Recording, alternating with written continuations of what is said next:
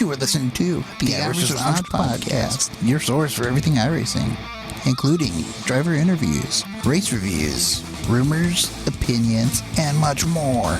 And here's your host, Mike Ellis and Sim Racing Chewy Side. Welcome to the iRacers Lounge. I'm your host, Mike Ellis. iRacers Lounge is a podcast for the iRacer where we talk all things iRacing in a casual setting.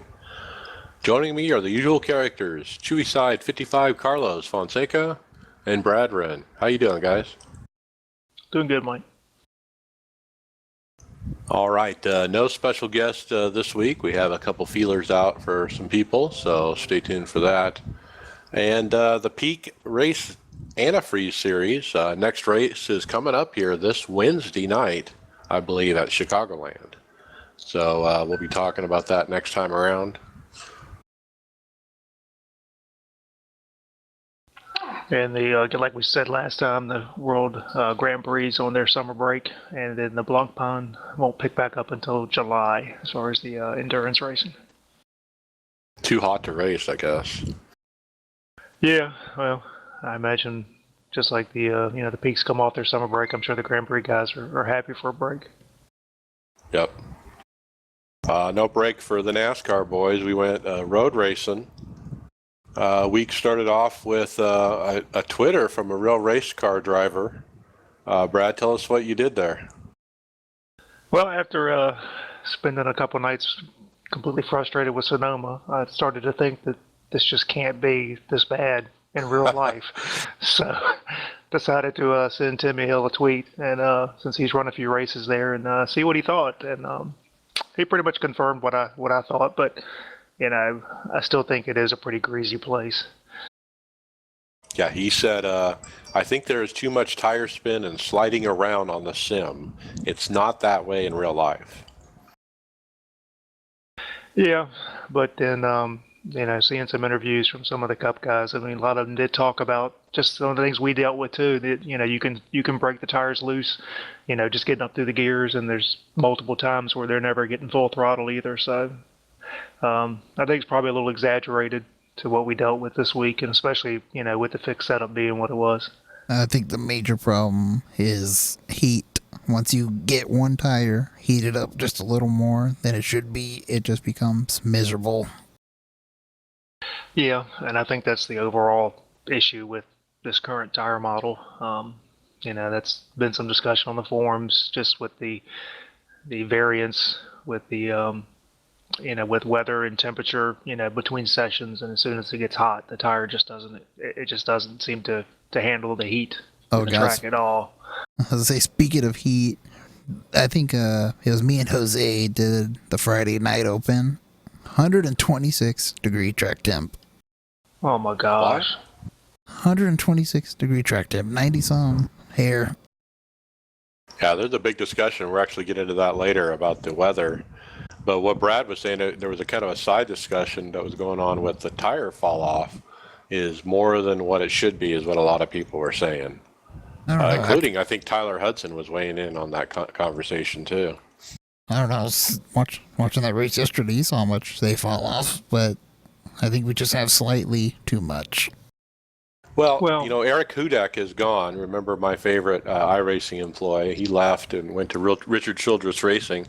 I wonder if we're seeing any signs of, somebody not minding the boat here. Well, I guess from reading the forums, I guess we're getting close to tire model 7 or something is, I guess, what David's working on. So I don't know. I think I said numerous times, it just felt like I was running on bicycle tires. It just there was no grip at all. I mean, it's just you just could not get the car to plant no matter what you did. Yep. So talking about Sonoma, Sears Point, Infineon, Northern San Francisco, whatever you want to call it. Watch the NASCAR race, the real one. Tony Stewart, last corner pass. Boy, he drove it in there and just really T-boned Denny Hamlin and really pushed him right up into the wall and went on to win the race. And What do you guys think of that? And I was thinking about iRacing, and I was thinking, man, is that a protestable offense? You know, would Tony Stewart get protested? And what would Nim Cross think of that particular incident? So I just thought I'd throw that out and see what you guys think.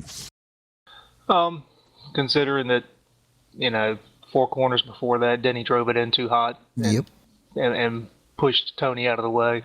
Tit for tat. Yeah. I mean, Denny went in that corner and left the bottom open. And if you can leave the bottom open to someone who's as hungry as he was, he knew it was coming. He knew it was coming. Yeah, and everyone knew. I mean, we knew. I'm sure that you and I and Carlos all knew that if Denny would have kept it against the tires and kept the inside lane, he was going to win that race. Yeah, because not even a shove there would have mattered, because I think I saw it earlier in that race. I think it was Truex, someone gave him a bump and actually boosted him out of that corner. So, yeah, I don't know. Hamlin shouldn't have thrown it in there and hit Stewart the first time, and he wouldn't have been wrecked. Yeah, I mean, and even, watching what Denny did, I mean, I know the 2 races I ran, it's very easy to do that. You want to get in there nice and hot. You want to try to carry as much speed through that corner, and you lock up the fronts and the car just won't turn. Oh, yeah, we've all done it. Oh, God, this guy's all over me. I got to get in nice and deep, yeah. Speaking of which, you overdrive and you're done.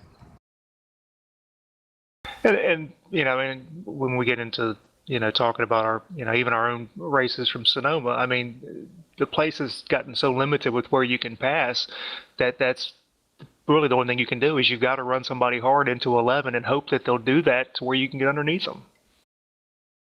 Yeah. Well, I'll start off with my race was very bad. It's going to be a drop week for sure. I think it was in 2015 as well. I just suck at Sonoma. I can do okay at Watkins Glen, it seems like, but Sonoma, I can't. And the first race, wow, I had bad stuttering issues for the first time in forever, where on screen I'm getting like literal, stutters, especially on the last turn. And if there was smoke up ahead, that was another problem. And then I was watching my FPS, and it was really low frames per second. Couple that with, I just suck. I spun off and a couple times, and I did 2 stops. A lot of other people did 1. I finished 21st. I think 24th in the next night, and it was just another bad finish. Same thing. But I did turn down a lot of the graphics problems and solve my my stuttering problem just by lowering the graphics. So I don't know if it's just a problem with this particular track or what. I noticed it a little bit, more intensive here, than I have. I mean, even running a few GT3 races this week with full fields and no issues, and then get into Sonoma and, was down on frames per second quite a bit. But I didn't have as much of the stuttering issues as you did. A little bit last night, but not too bad. I would always get some on lap 2. Lap 2 is your problem? Yeah, it just never made sense. I've been noticing that all week. By lap 2, it would give me a stutter for at least 3 or 4 corners, and then it'd go away, and I'd never experience it ever again. Yeah, mine was early, and once everybody started to get spread out, it was fine after that. My thing about Sonoma and the road courses with these NASCAR races is we need full course caution occasionally, just to mix these up. Some kind of random thing. We know iRacing can build it if they wanted to. But you know what? Once you spin off or make a mistake, you cannot make that time up on those people. Unless they make the same mistake, because there's no cautions. And it makes it quite different from the NASCAR race we were watching on TV this week, because they got a caution, and they did bunch the field up, and those people that were 20 seconds back are now, 4 car lengths away, Well, I just don't know how you do it and have it be, consistent. I mean, we deal with this on the ovals to where we've had, multiple cars go spinning, back at, I guess, Talladega. I mean, had cars, airborne on the backstretch and never get a yellow. So now transfer that over to the roadside. How are you going to manage if it's, is it because someone goes in the fence, someone goes in the gravel trap? What do you do? It's not just, for NIS, I mean, I think if you're going to do cautions on road courses, you've got to do it across the board. And I just don't think that the software can determine what's a legit caution unless you're just going to throw in some random number for a caution, and I don't want that either.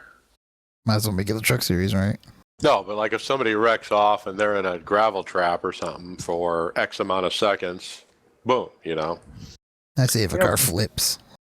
I mean, Well, yeah. we all know it can be done, but you're right. Somebody would have to sit down and write all those what ifs and those rules, and yeah, it's probably a ton of work. But I'm just saying, from my point of view, I don't feel like I'm racing the same thing I'm watching on TV because I don't have those opportunities to. I mean, the reason Tony Stewart won that race was because of cautions. Okay, he pitted before the caution came out. Caution came out. Everyone pitted. He ended up in the front.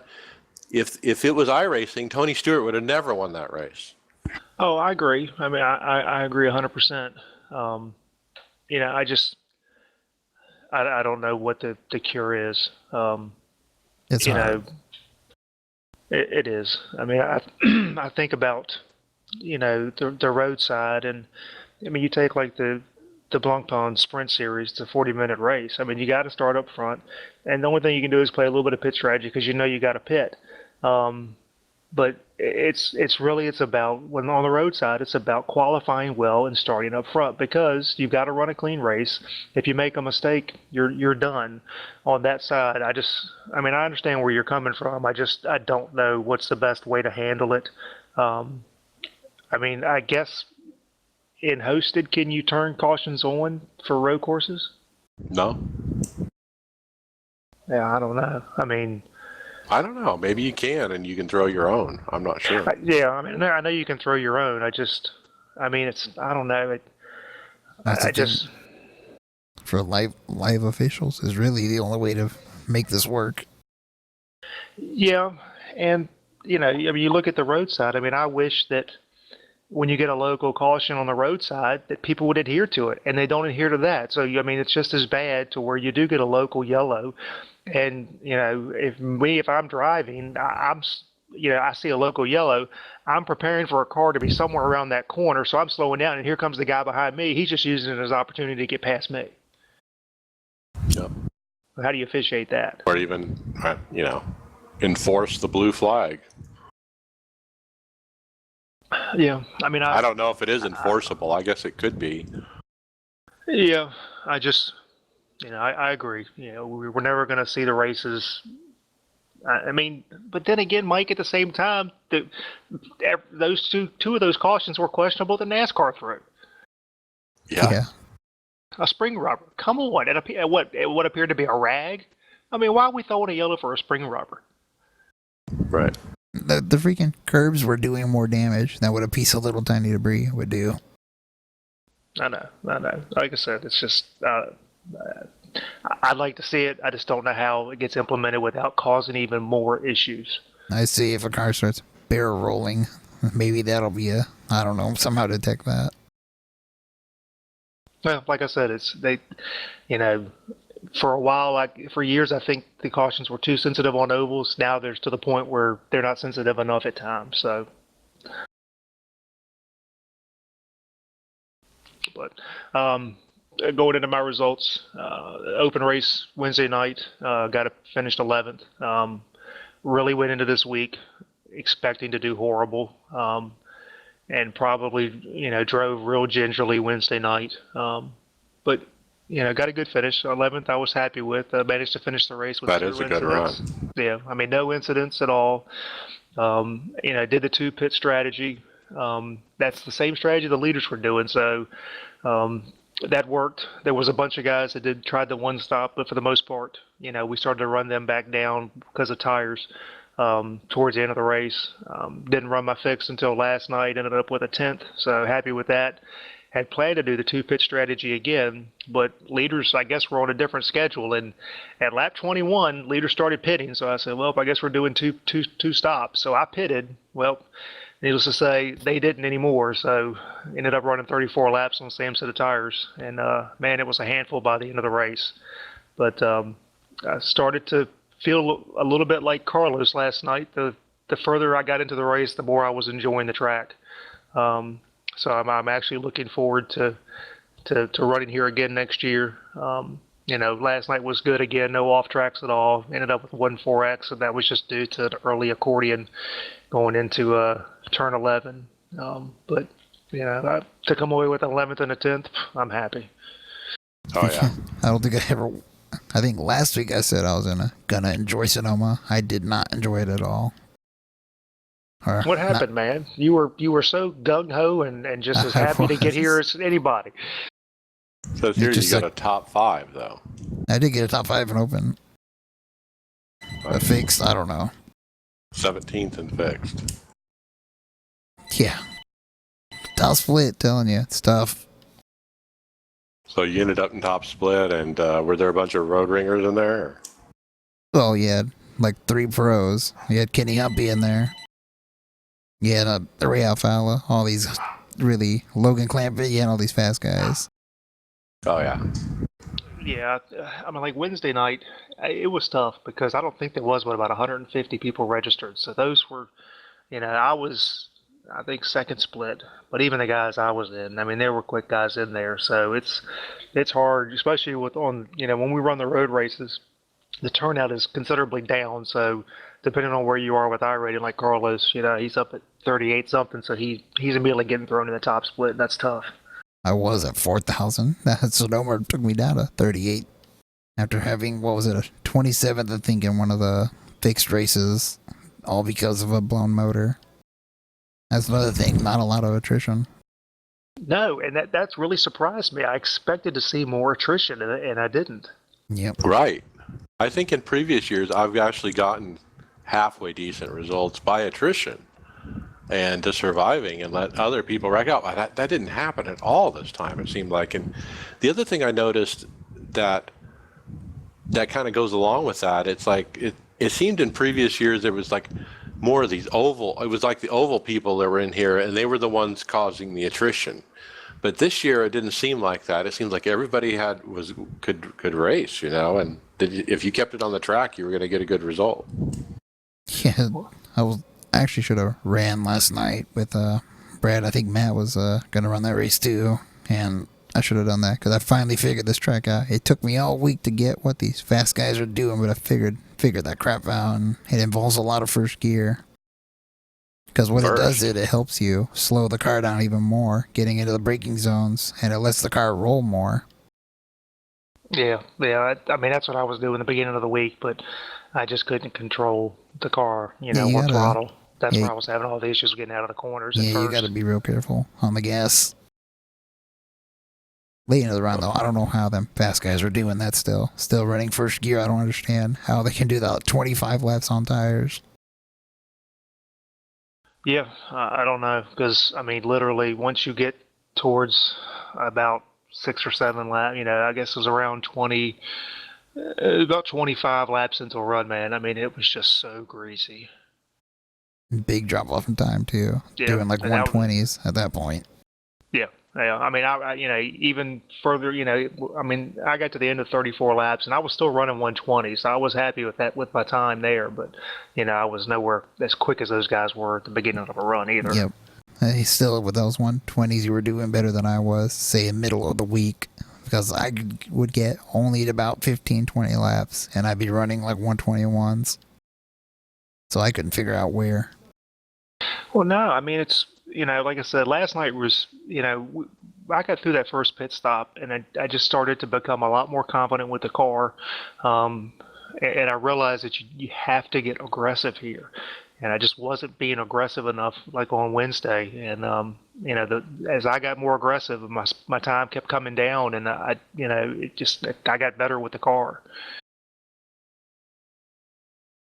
So, but going on to some other team results, Brad Miller had a 23rd open, had a 17 in fixed.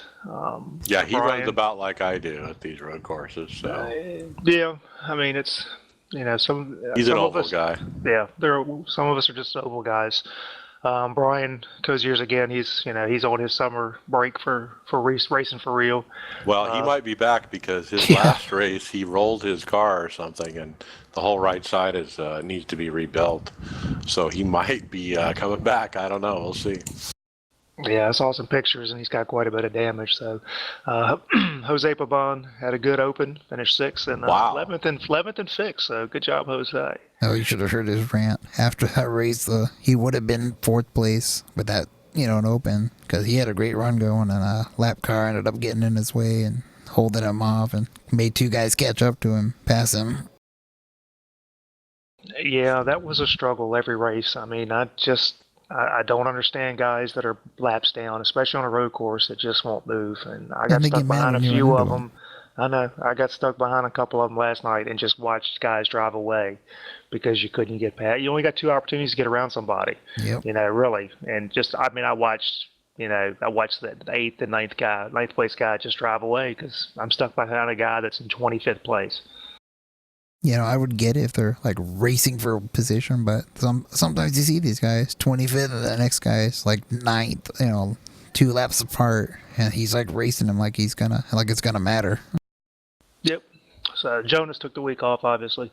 Matt Boley, had a good run, had a 11th in open and 8th in fixed. And for a guy that only is going to get one start a week, he definitely capitalized this week. Dave Smith had a good week, 4th in open and 7th in fixed. And Kyle Fleischman was the winner this week, got a 2nd in open and won his fixed race. So awesome job, Kyle. I know the first night, I guess, open, man, he was pretty frustrated because he ran the same night we did.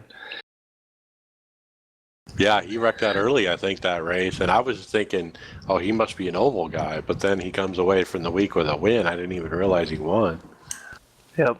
And Jeff Walton took a week off to got a new job. I know he's spending a bunch of time working. So, a mixed bag, for the left and rights of Sonoma. So, well, I got to say, Jose most improved. A year ago, even 2 years ago, Jose was not much of a road course racer, but he really has picked up his road course side really well, doing all these blank panes and different things with Carlos. What do you think, Carlos? Has he stepped it up?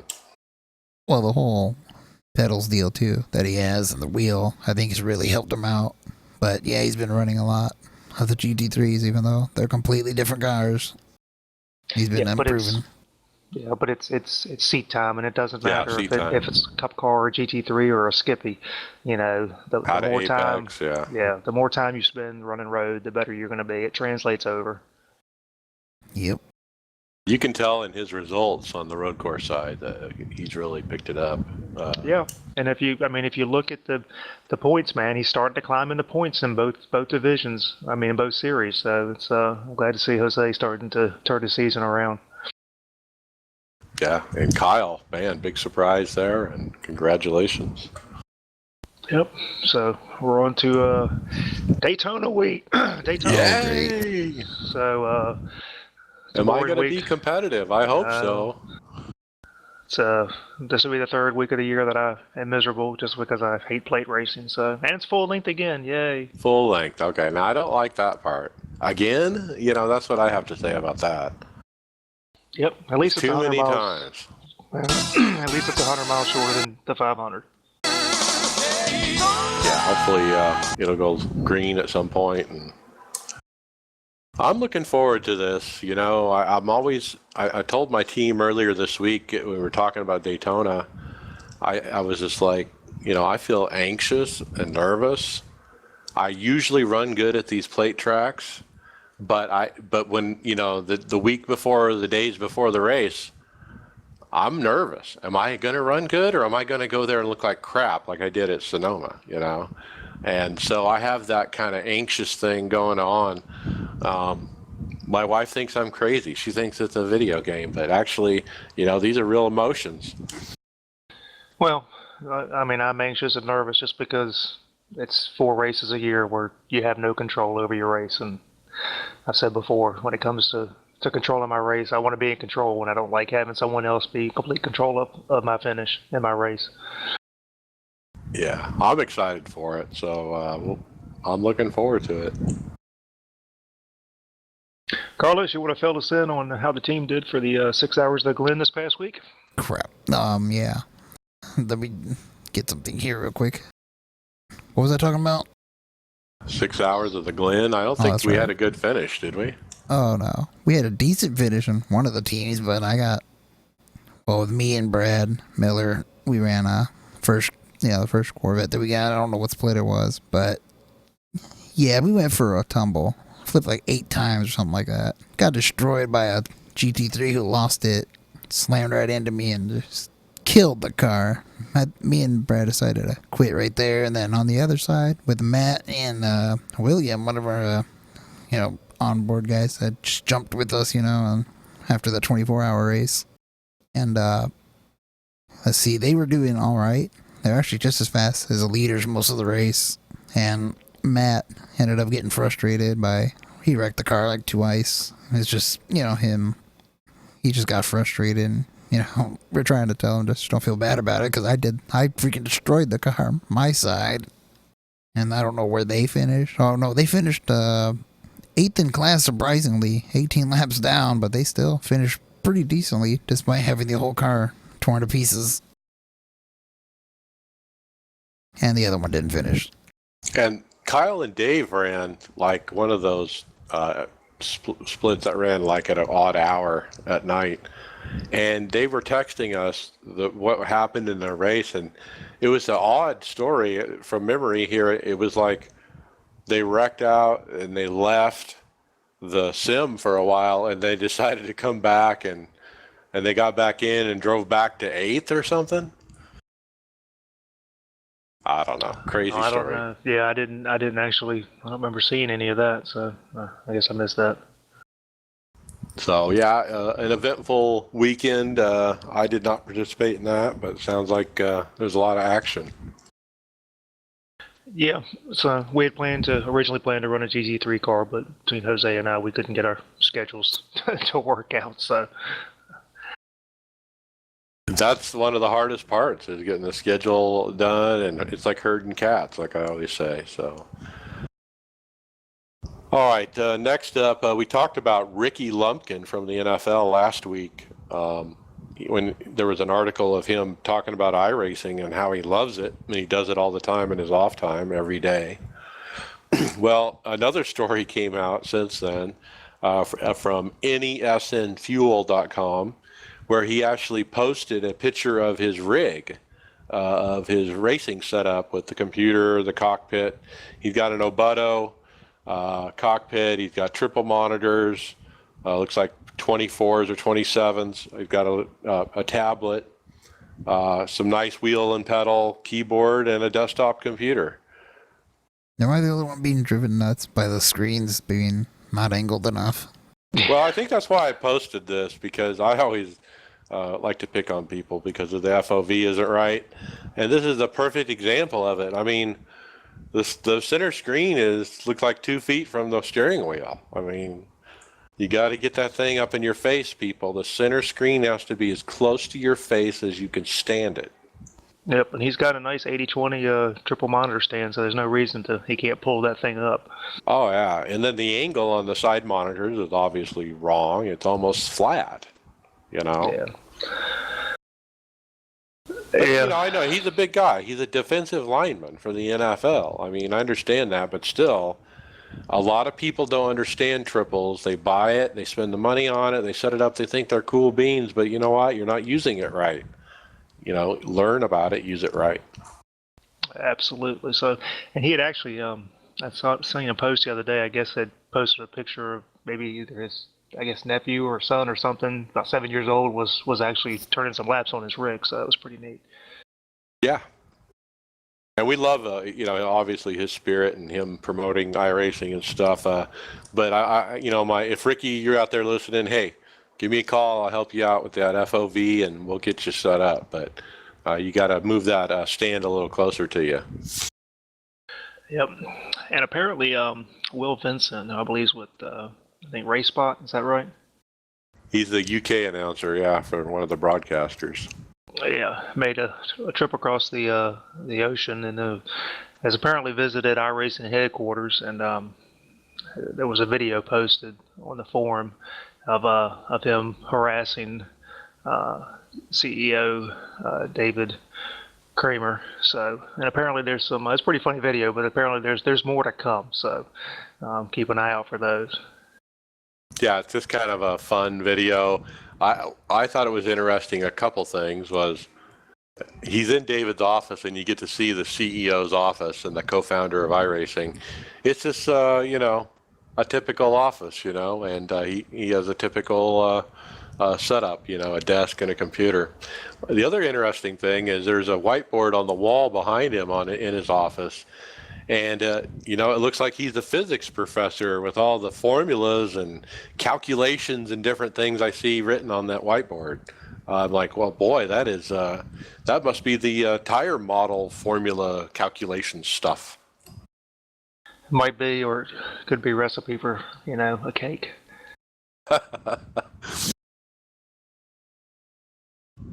All right. So that was kind of fun. Another fun video that came across on YouTube was a team called R70 Team put up a Requiem for a Driver, they called it, which is basically a really cool looking video featuring road course racing on iRacing. And it's very good production, put to music, very great imagery. It looks like an iRacing commercial. But it's not put out by iRacing, obviously a private individual, but really nice looking video. He's got 883 views so far. The YouTube account is called R70 Team. So check that out, and if you like that kind of stuff. Yeah, it's amazing how much, there's just some really talented people that can do stuff with the videos and in this community. That one is really good, and there's other ones that are just, it's just, I don't have the patience to sync up music to the videos. I mean, some of these guys just get it to where it's perfect. Yeah, and that one was one of them. I mean, I was impressed for sure. I think iRacing, either promoted it on their Facebook or iRacing page, but it was just one of the iRacing members from the Spanish community who did it. Yeah, I mean, you get done watching it, if you're not a little pumped up to go jump on a road car, I don't know, something wrong with you. Right. So just as a reminder, the 25% off membership renewal is still in effect and will be good for 3 more days, so through the 30th. Yep, so through Thursday. Don't forget to take advantage of it. On the main page of the website is all the codes. So from a 2-year down to a 1 month, it's 25% off across the board. So don't forget. Yeah, and still I've seen nothing about the 50% deal they usually run in July. There's been no word of it at all. I've been watching. So I suggest, I agree with Brad, take advantage if you can. Yeah, like I said, my guess is that if, whatever they do around Black Friday will probably still be 25% off. So, God, go ahead and grab it now if you need to. All right. So next up, we had a release notes for Season 3, Patch 1, they call it. And a few things that got fixed here. Oculus Rift needed some help with it. They had no virtual mirror, so they put that in. So fixed those Oculus Rift guys. They also fixed some kind of DirectX 11 issue where it was missing external car shadow volumes, and an issue where frame rate could drop dramatically if you had particle effects at night tracks. Now, Brad, you had actually brought this to their attention, I believe, right? Yeah, I had made numerous. I think took about 3 different posts in the forum to finally get some attention from the developers. But the issue that I've been dealing with ever switching to DX11 was that it running a track at night, so it really popped up at Kansas to where anytime a car got in the grass, if I had the particle set at medium or high, my frames would just crash. I mean, literally down to about 20 frames per second. The GPU meter and everything would just peg to solid red And what was odd was it didn't matter where I was on the track. So I could be on the backstretch and my frames would drop, and that was telling me that somebody was spinning through the grass. As soon as I went back to low, no issues, and didn't have the problem with DX9. So finally reported it and got a response from them that apparently in DX11 it was just pretty much flat broken, is what I was told. So they got it fixed, and it was fixed in the last patch. And as soon as I downloaded the patch, I went out and tested it, and silky smooth and no issues. So very happy about that. I'm just finally glad that I felt like an idiot. Like, I must be the only person that's dealing with this, because even when I posted, I didn't really get any response from anybody else either. Right. So, yeah, I mean, the release notes indicated they, were talking about that. There was a lot of other smaller things that were addressed. I'm not going to go through them. Nothing too major to be worried about. They addressed some stuff with dynamic track, and I guess even after reading it, I'm probably still confused. Yeah, I read that too just a moment ago, and I don't think I really don't understand what they're talking about, but. And they apparently, depending on the session type, and I guess adjusting as far as the, how it automatically generates the track state, so that if it's, an earlier session such as practice, cleaner than later sessions for qualifying and stuff, and I guess working that in with time of day, and I really haven't noticed anything different. Has anybody else? No. So the next thing we're going to talk about was this post that was very popular this week about the weather and the temperature swings that we're seeing between sessions, practice, qualifying the race, that kind of thing, even the practice right before the warm-up, right before the race kind of thing, and how drastic some of those changes can be, 40, 50 degree swings sometimes. And so there's this big long thread, and one of the guys from iRacing, Daniel Garrison Jr., tried to explain from their point of view, what they're trying to do. And he basically, I'm going to paraphrase here. He basically said, we're randomizing it. Okay.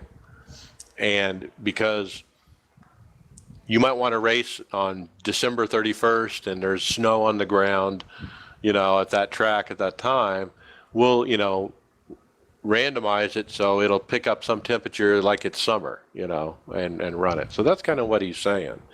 But a lot of people, including me, tried to weigh in and say, look, dude, it's not what we're asking for. We want it to be somewhat normal, And of course we have people in the thread that, I live in, up in Minnesota, and I have 40 degree temperature swings and stuff like that. Well, we don't have any tracks in Minnesota, so, and I tried to, take it a step further. Hey, for the NASCAR iRacing series, what we're trying to do is simulate NASCAR. Why don't we, take the weather and tie it to real weather? So we're going to Daytona this week on Wednesday and Thursday.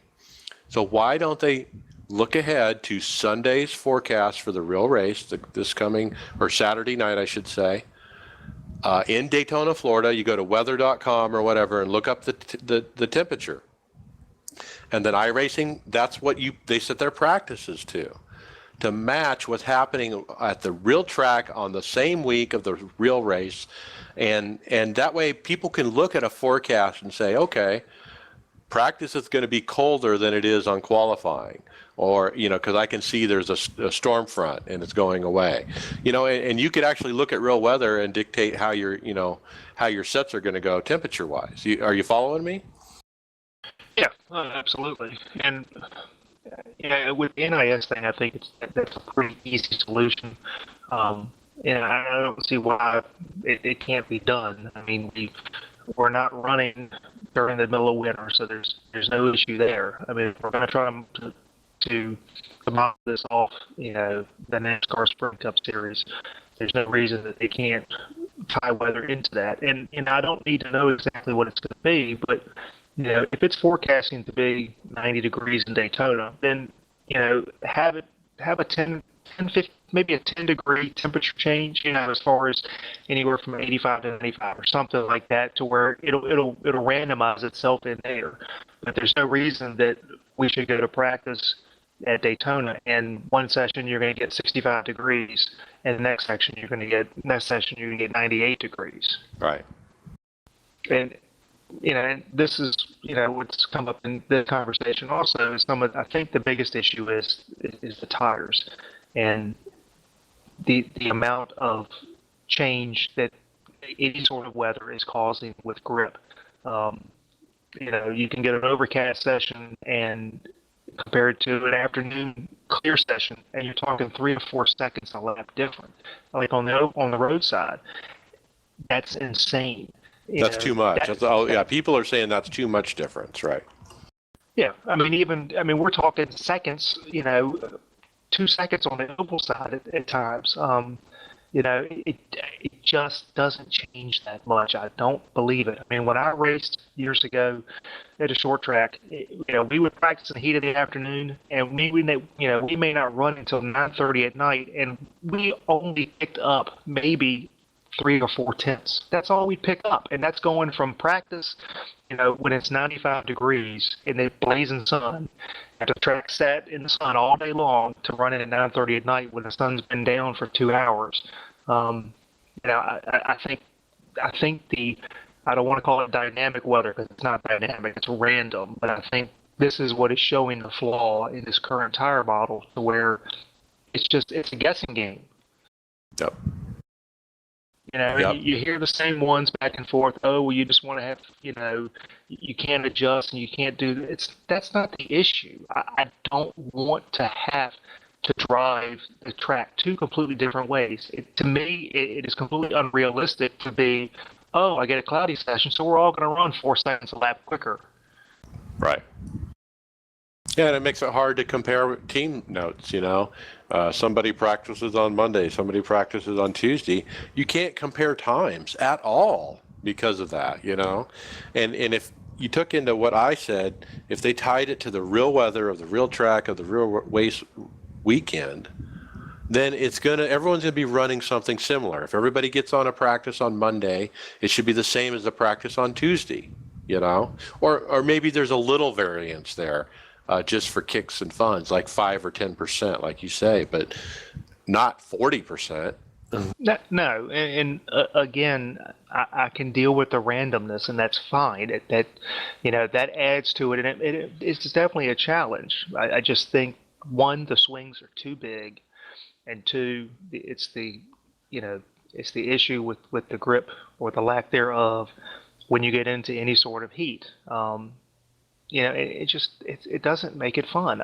I don't like having to build 3 or 4 different setups because I don't know what I'm going to get.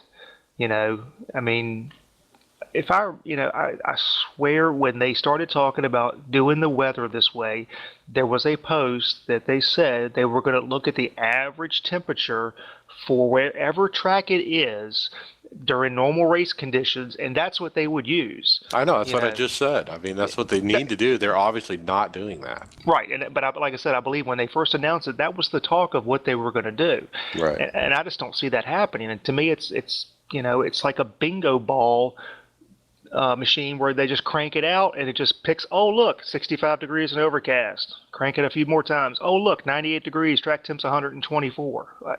This is insane. Well, I tell you what, the most popular series in iRacing, we're happy for the most part.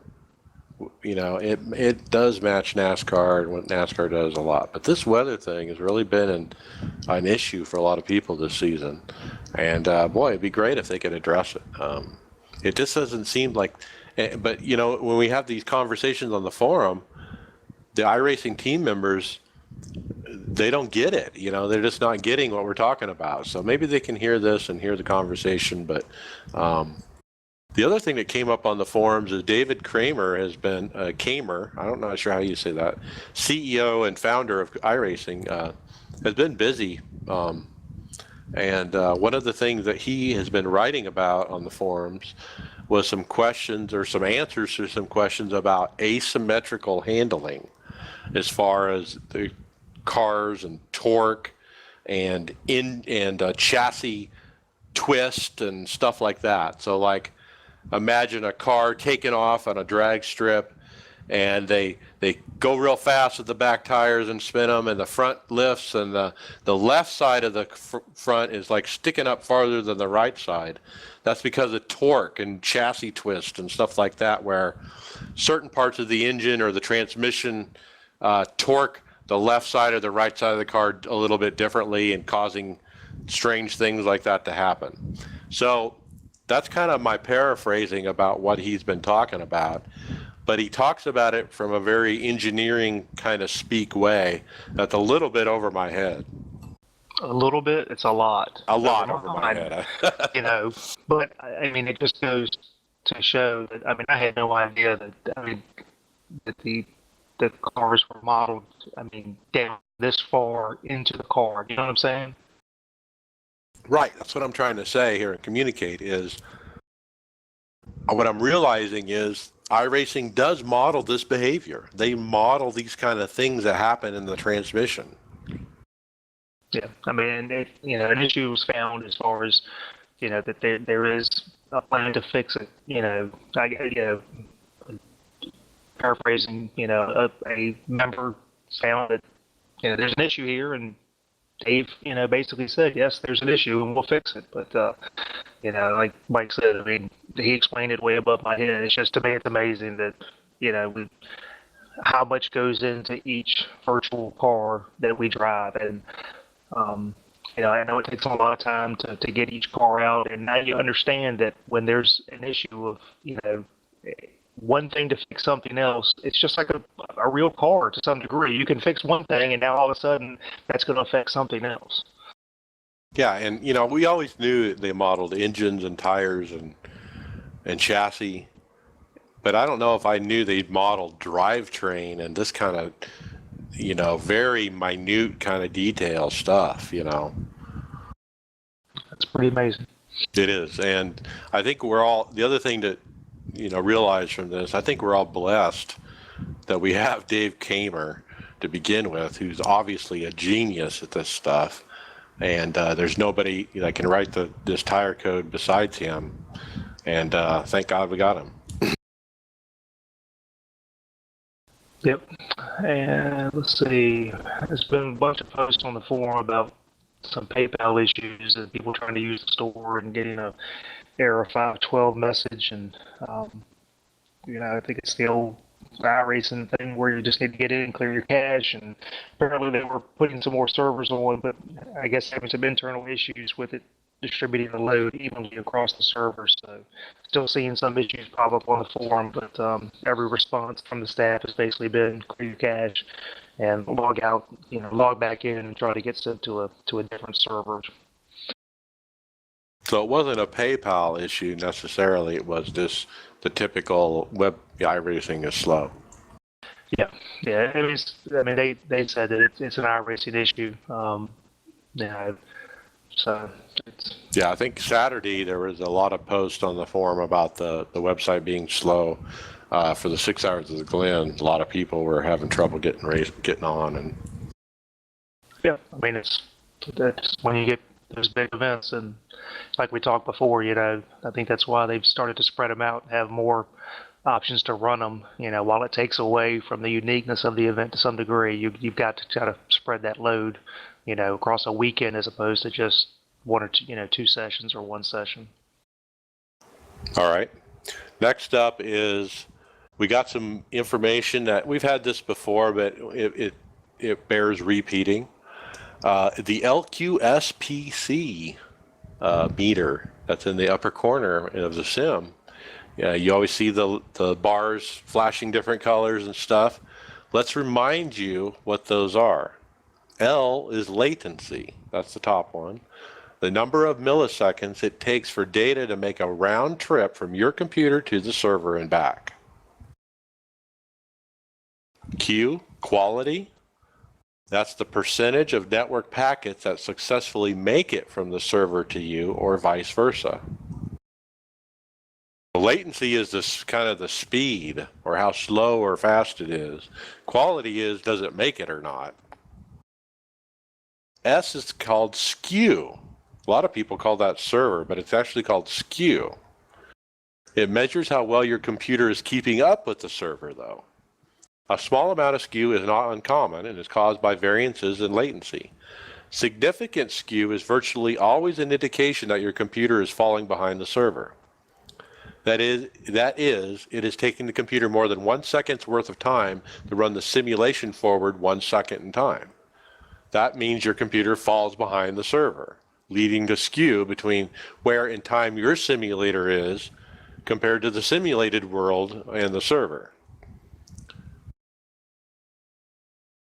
Hope that makes sense.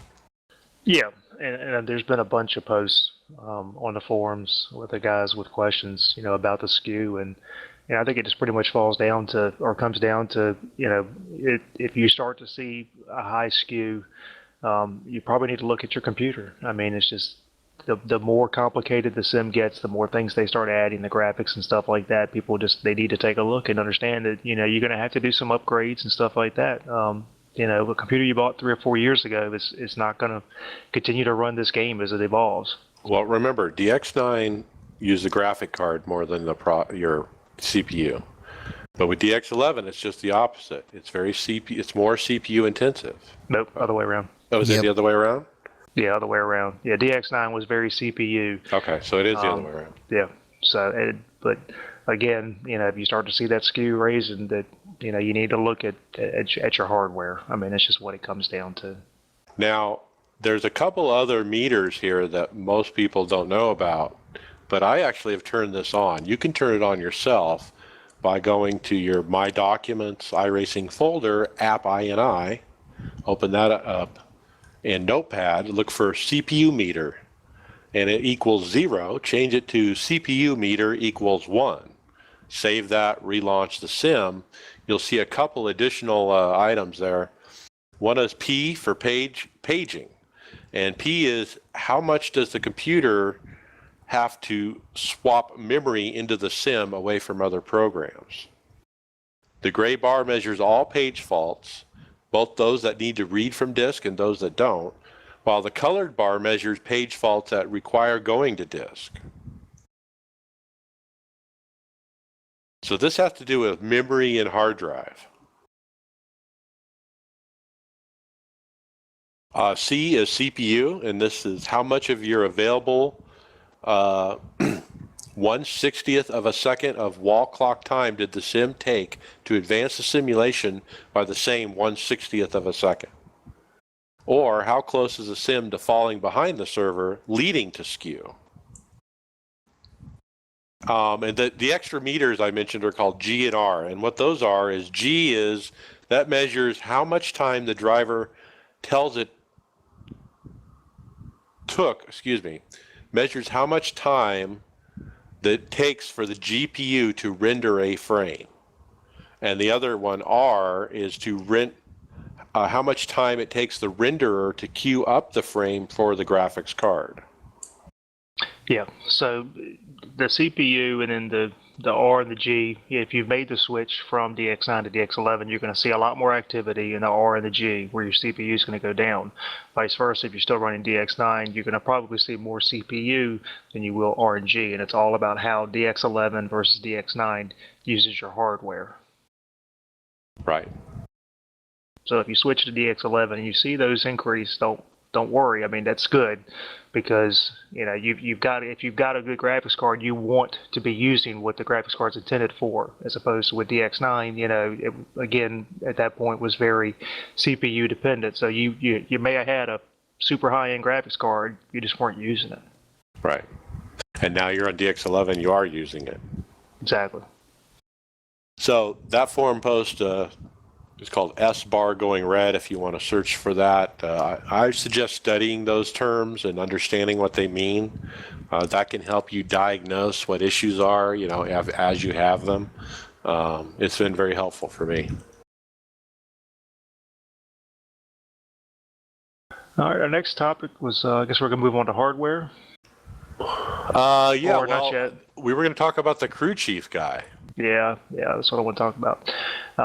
It was a post on Facebook that we saw, and it's an office setup as a crew chief and spotter. This is obviously the dad for his son Alex Simpson, and when you look at the post, we talk about, if you think about an F1 race or stuff like that, they've got the pit boxes and you'll see, 5 or 6 screens going across. Well, Dad's got basically the same thing. When you look at the picture going from left to right, he can monitor Alex's tire pressures. He can calculate and change at the next pit stop. He can monitor track position with pitting and repairs. He's calculating the pit stop entry and exit strategy. He's watching for fuel consumption, lap and sector, the live timing, and even watching video. So, I believe his son runs in the World Championship Series, if that's correct. Yeah, I think he's in the Grand Prix Formula One races. So, yeah, it was interesting. A lot of people are like, wow, you could do all this? Oh, yeah. Yeah, I mean, some of the screens that are, he's got individual screens for a lot of this stuff, and a lot of this is stuff that a lot of us just run, on a fourth monitor, even while we're racing. So when I have all those things on my big monitor, actually. So we're kind of, I'm crew chiefing for myself, but I've got most of this stuff already up, while I'm running a race. So, but pretty neat, and I think it's really neat to see father-son, even though Dad's not driving, he's actively involved in helping his son, and it's pretty cool. Now he doesn't say. Now, is his son in the same building or in the same house with him, or is he remote to him? Because you can do this stuff remotely if you set it up right. Oh, yeah. So, our team, we've always dreamed of having proper crew chiefs and spotters and stuff. And the problem is everybody wants to race. So we can't get anybody to not race to sit down and do this. But, boy, how many times would it help you if you had a dedicated crew chief that was looking at all your numbers and doing this kind of stuff? I think it's almost necessary if you're in one of these big, the Grand Prix races or something. Oh, absolutely. I mean, we talked last week when we had some of the guys from One Up. Tyler's there to drive the car, and that's what he needs to do. He doesn't need to be worried about making adjustments and stuff like that. He's giving feedback just like a real guy would to the crew chief, and he's making changes, for pit stops. Yep. I think about, he's got different people doing different things. Yeah. Yeah. I mean, it's, there's times when we're running NIS Open and, we're all on TeamSpeak together, and it's, all right, going to make a pit stop, and I'm spouting off, the changes I'm going to make, and everybody's listening, and we're all throwing ideas back and forth, but we're still having to make all the changes. So sometimes getting on the pit road can be hectic when you start making a bunch of changes.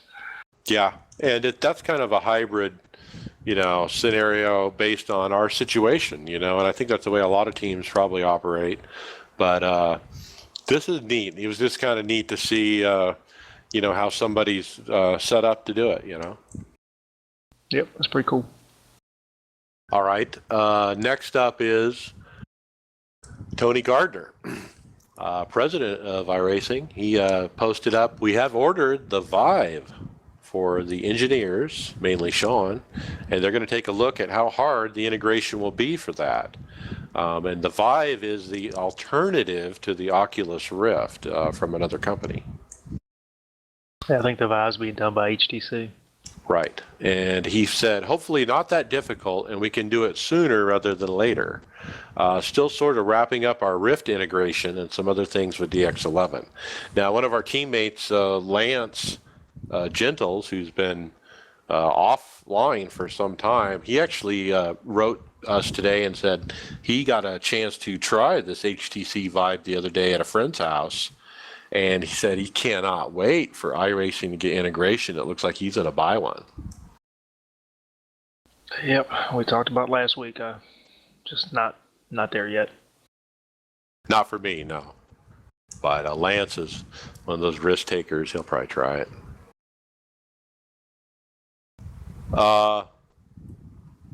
All right, it's been about an hour. Let's get to our listener feedback and final thoughts. We heard from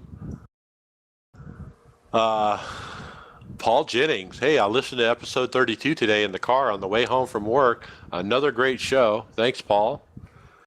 We had another one. No, that was our only listener feedback. So let's jump into final thoughts. Carlos. Do what? what do you got for final thoughts? I have nothing this week. Let's just say not looking forward. Daytona. I just want to get past this Sonoma like we did. I want to get past Daytona, just get to Kentucky or whatever race is next. All right then, Brad. Pretty much same boat. Get through the restrictor plate and hopefully get out of here with 2 decent finishes and one and done and get on down the road. So not my favorite type of racing, but it is what it is, and we'll do it. We got just like we had to do Sonoma last week. We'll do Daytona this week. Yeah, and I'm nervous about Daytona. I'm hoping for some top 5s and kind of secretly hoping for a win or 2. But, I don't want to count those chickens before they hatch.